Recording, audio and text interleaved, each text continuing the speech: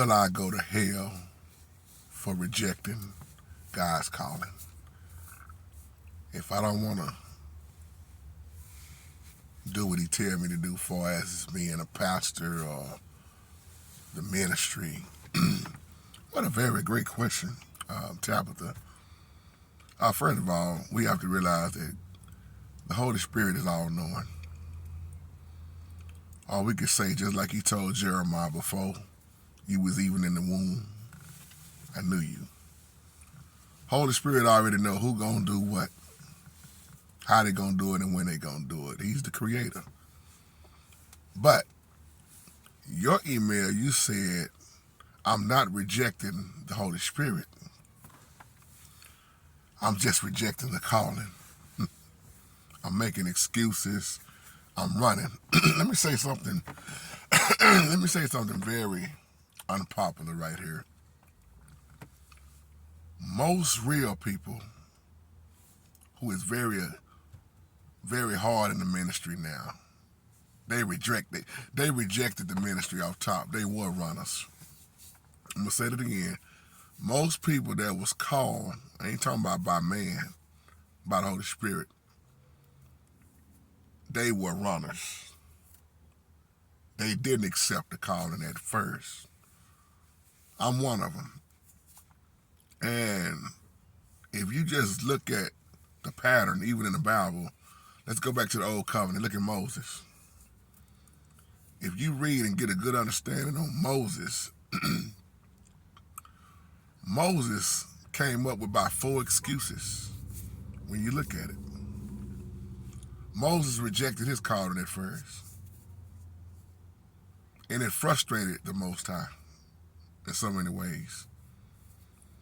And he just kept giving excuse after an excuse, just like a lot of us done. That's why he also said, man, my speech is not right. I'm not able to speak right.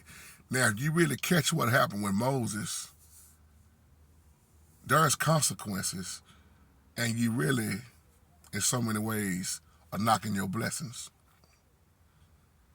And that's why he had to kind of split the ministry, if you really think about it.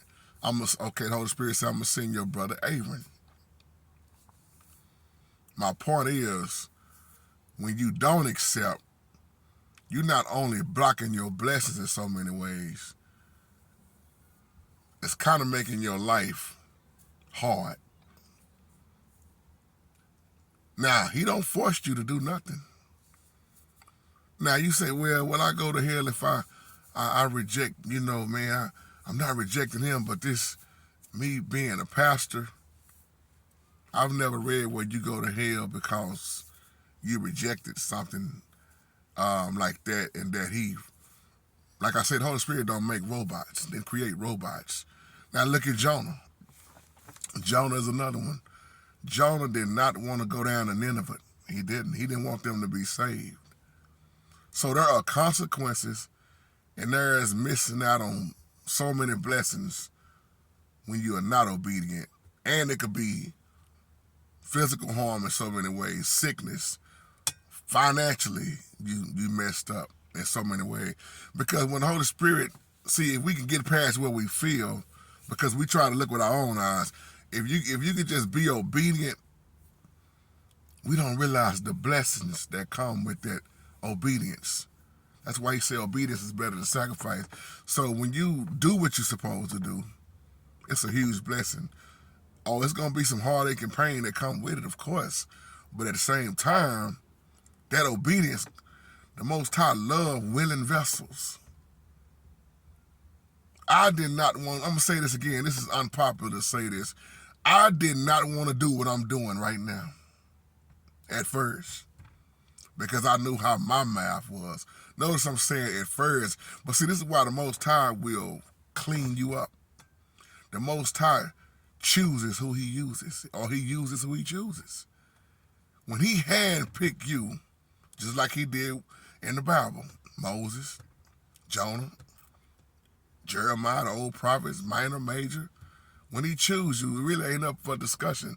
You either going to be willing to do it, or you going to be willing not to do it. But do I believe he just will cast you away cast you away like that because you rejected. No, he still loves you, but you're gonna be missing out on some things in so many ways. There are many people that tell me to this day, man, I know I was called, but I ran. I'm still running. I'm still running. But the question is, how long can you run? How long can you run? Will you just go on and surrender? But the Bible is so real, and the Holy Spirit is not going. When you think about it like this, the Holy Spirit is not making nobody do nothing and casting the people away because they're not doing it in that sense, like you saying. But there are consequences and sufferings behind it once again if you don't want to be obedient. Just like me doing this, if I would have just been stuck on music, I'd have still been, teaching people how to play the piano. People learning different songs and whatever. But at the same time, I would have missed out on meeting so many dynamic people like y'all. I would have missed out on the word, period. I would have just been a musician playing music. I wouldn't even know the word. So it's the blessings that I look at for being obedient. Plus, he already know who's going to reject him anyway. He's all-knowing. So with that being said, I hope that answers your question and have a blessed day. Shalom.